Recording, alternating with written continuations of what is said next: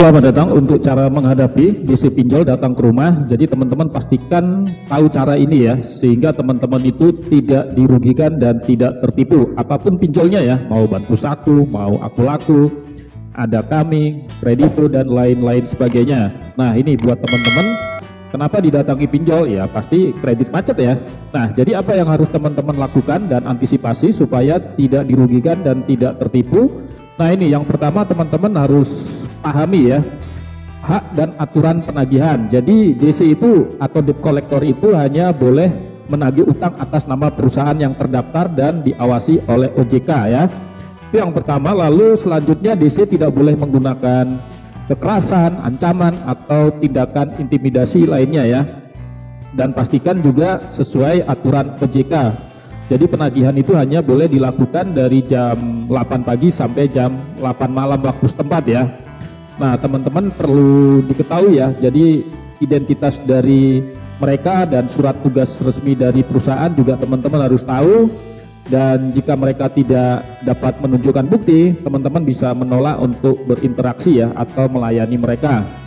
Oke, itu yang pertama. Jadi yang pertama tadi pahami hak dan aturan penagihan. Lalu yang kedua, teman-teman jangan panik dan tetap tenang ya. Jadi kalau kedatangan DC tentunya bisa menimbulkan kecemasan ya, tetapi penting untuk tetap tenang dan rasional ya. Jangan terpancing emosi dan merasa terintimidasi ya begitu mereka datang ke rumahmu. Nah yang perlu teman-teman perhatikan itu apa ya, dengarkan apa yang mereka sampaikan tanpa teman-teman menunjukkan ketakutan ya. Nah terus juga kalau teman-teman merasa tidak nyaman, itu bisa ngajak saksi ya, mungkin anggota keluarga atau mungkin tetangga ya yang teman-teman bisa percaya.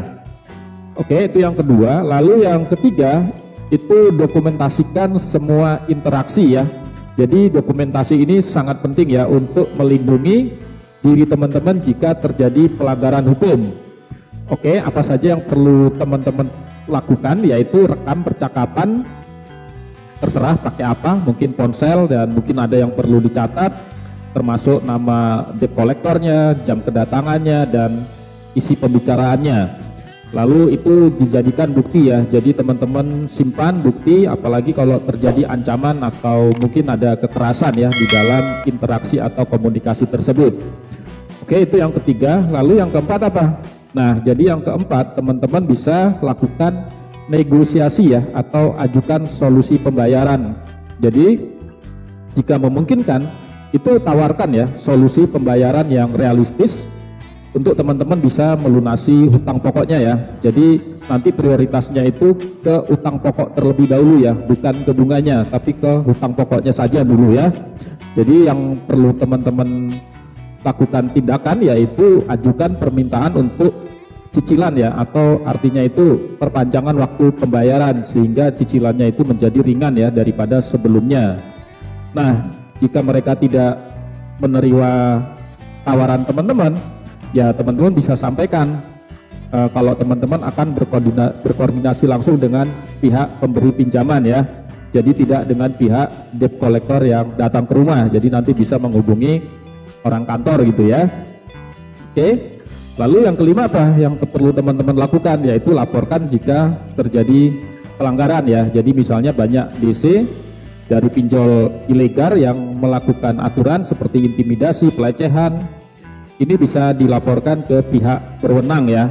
Jadi kalau itu pinjolnya ilegal, teman-teman bisa laporkan ke OJK atau melalui aplikasi Awas.